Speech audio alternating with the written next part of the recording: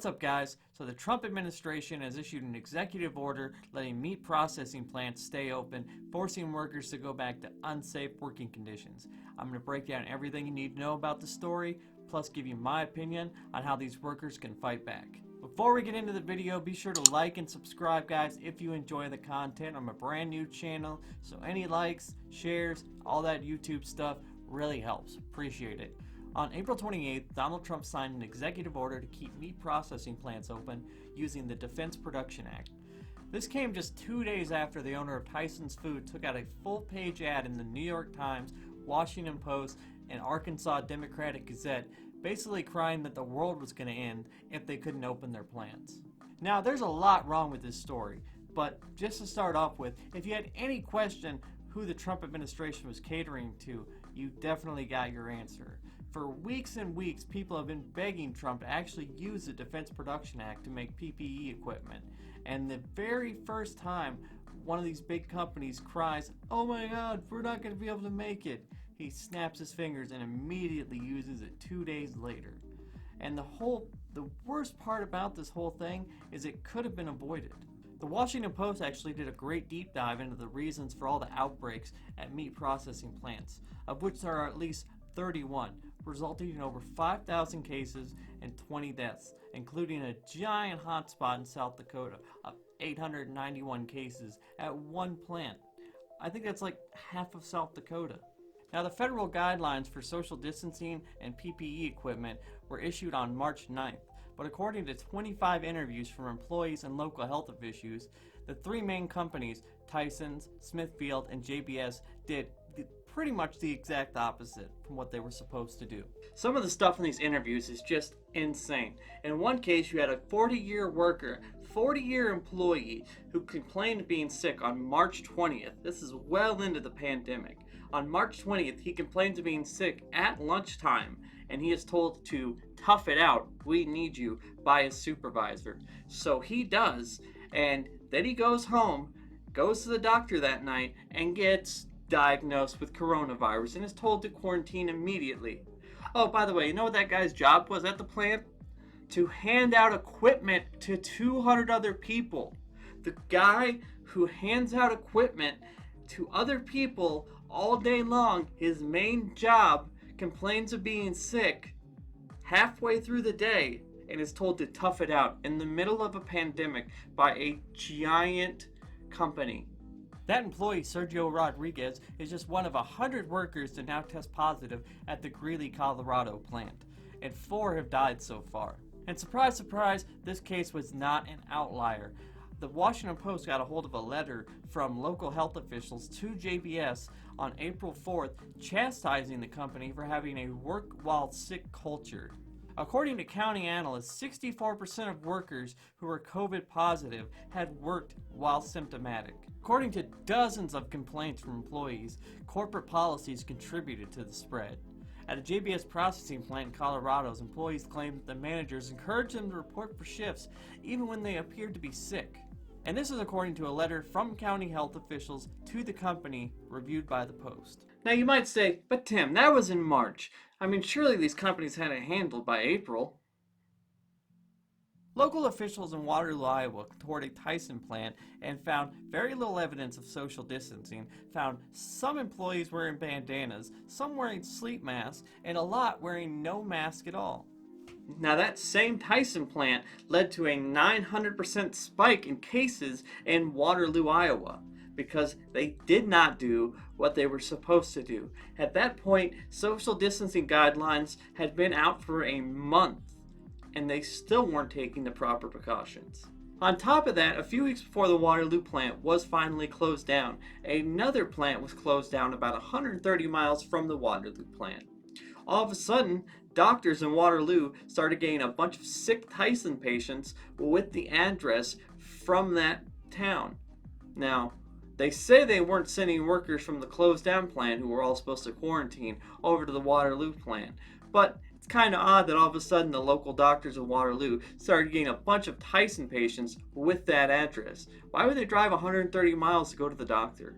Now back to Smithfield. On top of being reprimanded for warning other employees that people had been diagnosed with coronavirus. Several employees complained of being reprimanded, and in one case, fired for not wanting to handle goods from a South Dakota plant, which was the biggest hotspot for coronavirus in the country.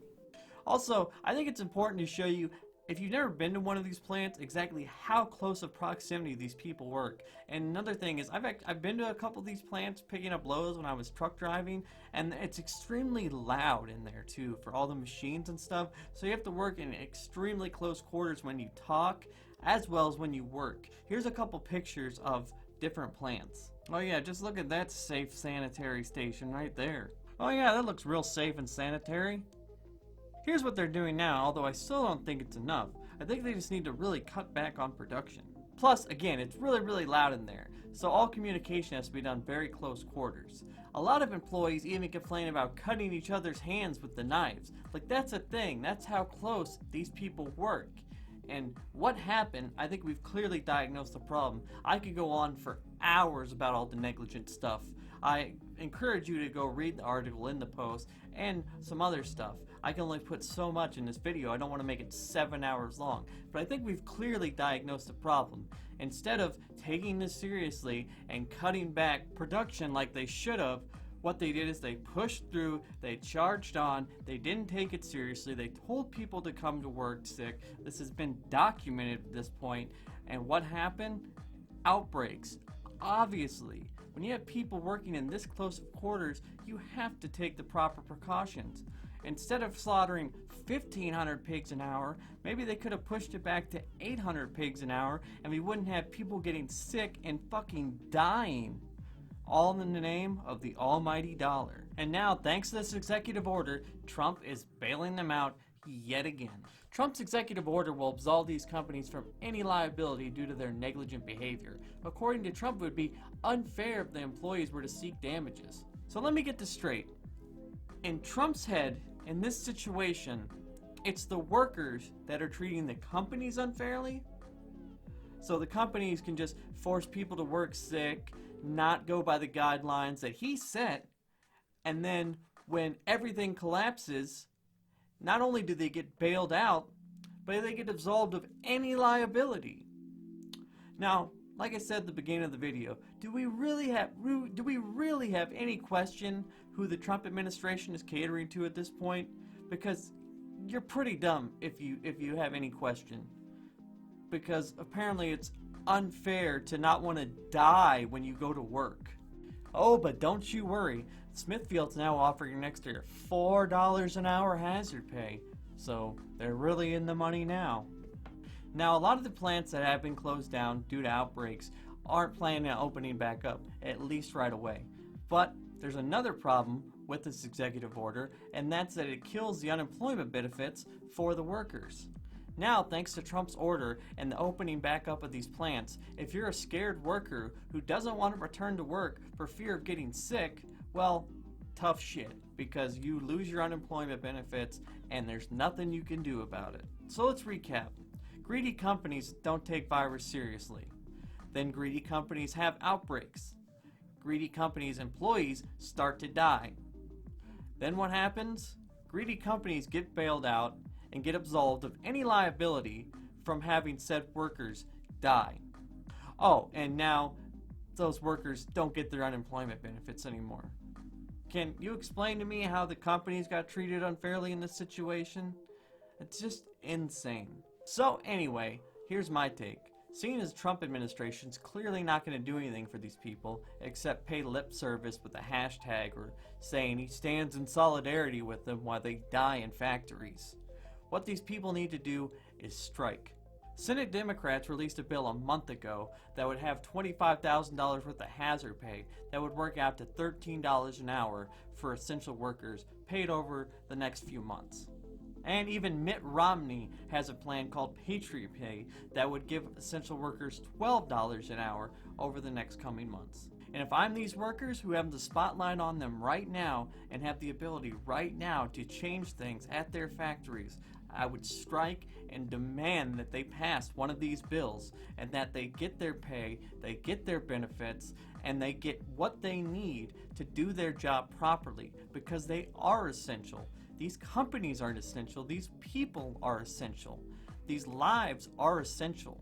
Another company can sprout up, but these people cannot be put back together. You only get one life. We can make another Tyson fucking Foods, but these people need to be protected, they need to be compensated, and that is what they need to do, in my opinion. I wouldn't tell these people what to do, but I think that's the best course of action for them to take.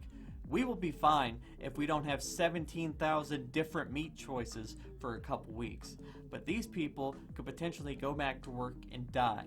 So if these people decide to strike, I support them, and I would actually encourage them to do so, because that's how politics works. You have to force the issue when the spotlight is on you. These people in Washington, they only understand one thing, and that's power. And right now, these workers have the power to push things in their favor, but it's going to take a lot of effort, and I just want you guys to know, and if any of you are watching this, that I do stand with you. Anyway, that's just my take. So that's going to do it for me, guys. Be sure to comment down below what you think about this whole situation, and like, subscribe, and share if you enjoyed the content. I'm a brand new channel. I got a few other videos. You can check those out. And yeah, that's going to do it for me. You can also follow me on Instagram @DrivenProgressive. And yeah, peace out. Stay safe out there, guys.